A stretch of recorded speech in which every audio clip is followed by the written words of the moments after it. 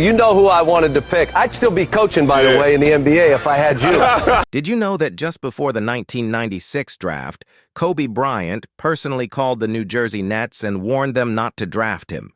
His camp made it clear he wouldn't play for them, essentially forcing the team to pass on him.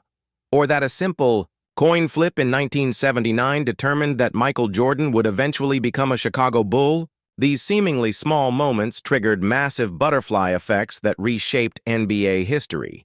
Before the draft lottery was introduced in 1985, the NBA had a far less sophisticated system to determine which team got the first pick. In fact, from 1966 to 1984, the team with the worst record in each conference flipped a coin to decide who would draft first overall.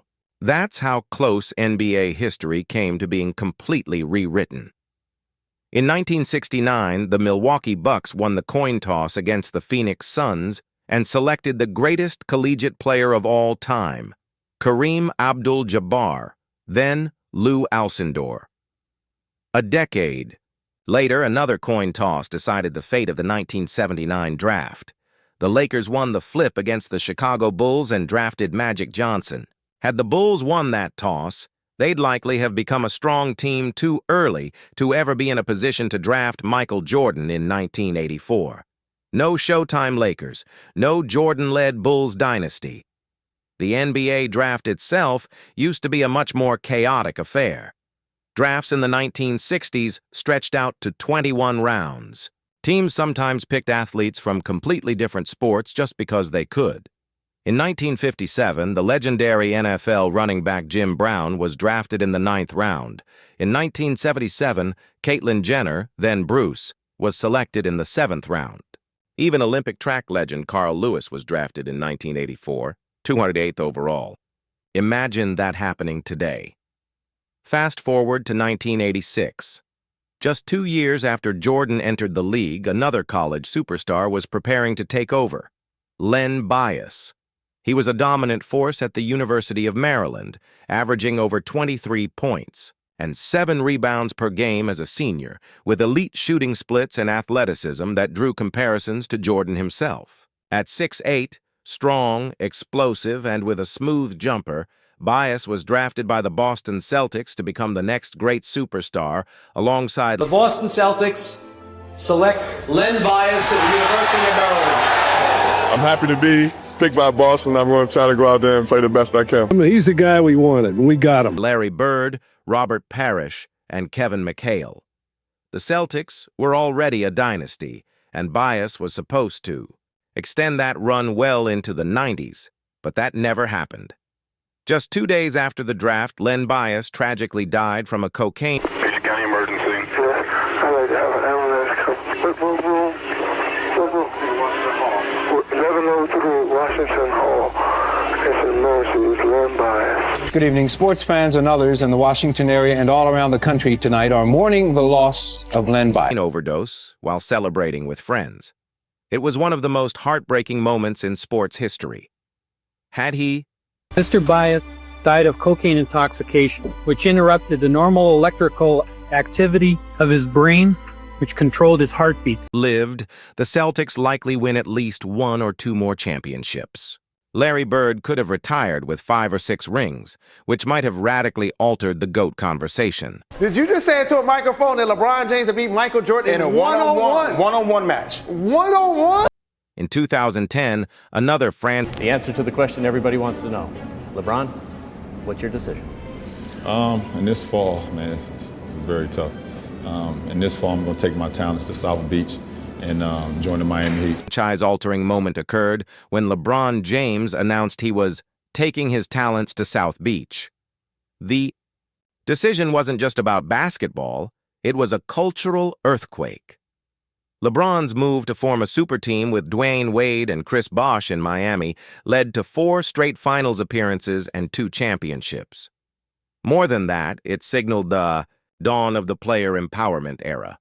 For decades, front offices and agents controlled players' fates.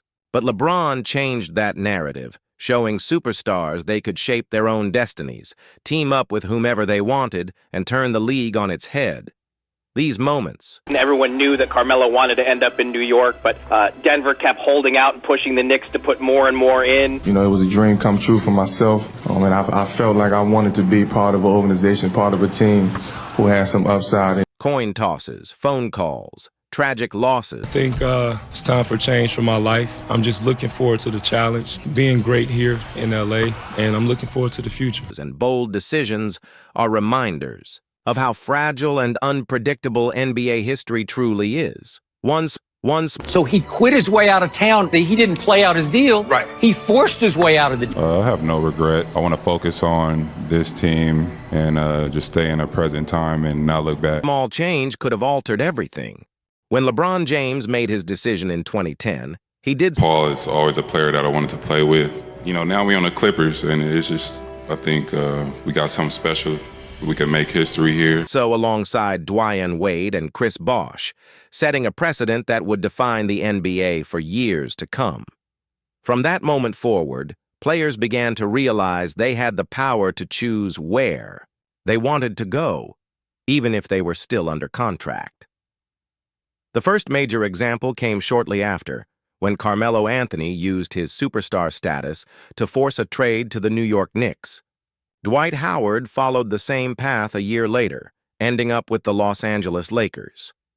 By the end of the decade, it had become common for superstars to orchestrate their own moves. Kawhi Leonard forced his way out of San Antonio and, upon signing with the Clippers, organized a trade that brought Paul George to Los Angeles. Kevin Durant did it multiple The San Antonio Spurs select Tim Duncan from Wake Forest University. times. James Harden, too. For better or worse, the era of player empowerment had arrived, where stars now dictate where and with whom they're going to play. Back in the 1990s, acquiring superstars mostly happened through the draft. One of the biggest examples of fate playing a role came in the 1996-97 season. Spurs superstar David Robinson broke his foot early in the year, and with additional injuries to players like Chuck Person and Sean Elliott, San Antonio's season quickly collapsed. They finished with a dreadful 20-62 record in Greg Popovich's first year as head coach. But what seemed like disaster turned into the greatest stroke of luck in the franchise's history. With the second-best odds in the 1997 draft lottery, the Spurs landed the #1 pick and used it to select the best power forward of all time, Tim Duncan. From that point on, the Spurs never had a losing season with Duncan on the roster.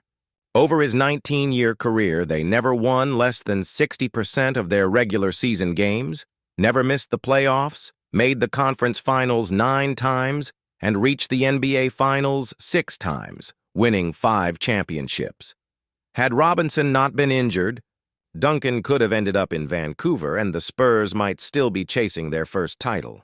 Even after Duncan retired in 2016, the Spurs stayed elite, winning 61 games the following year thanks to the emergence of Kawhi Leonard, nicknamed the Claw.